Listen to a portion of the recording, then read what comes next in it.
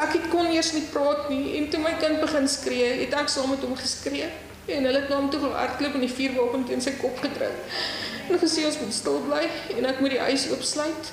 I opened the door and I was grabbed by a guy, put his arm around my neck and held a gun to my head.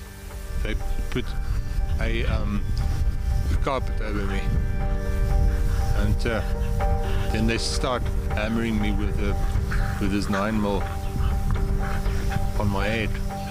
As I went down, the guy hit me behind the head with a stick, and as I stood up, obviously the shot went. Hier vasgehou met die vuurwapen teen hom en my een kant toe gevat en ek was baie bang.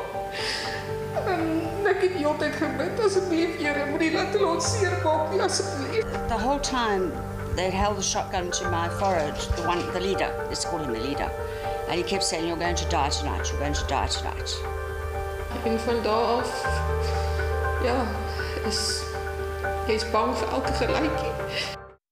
Well, a recently published report by the AFRIF Forum Research Centre also reveals that drills, blowtorches and bleach have all been used as assault weapons against farmers. Now, the issue of the white majority in the farming community has long been stirring controversy.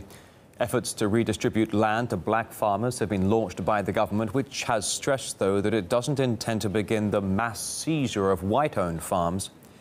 The recent spike in attacks has put the issue on the radar, but violence against farm owners has actually been happening for decades.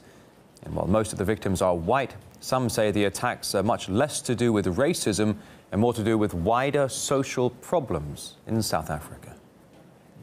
The nature of the attacks is disproportionate. We're not among those claiming there is a white genocide or a crime against humanity, but it is a serious crisis, and there are signs that it is only going to get worse. We're on record as dismissing the white genocide narrative. It does not exist. It is a fantasy. That being said, you do get into issues of what motivates these crimes, and an argument could be made that in certain instances, reckless racial rhetoric may be a contributing factor.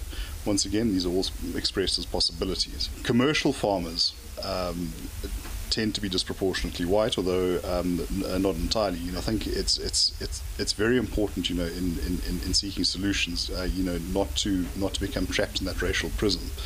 We are aware of instances where black people have been attacked, and also I think it must be pointed out that part of the whole farm attack and farm murder phenomenon is the vulnerability of workers, who frequently tend to be black.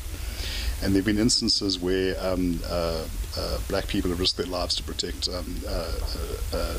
white people under attack, and vice versa, as a case we followed in the Free State.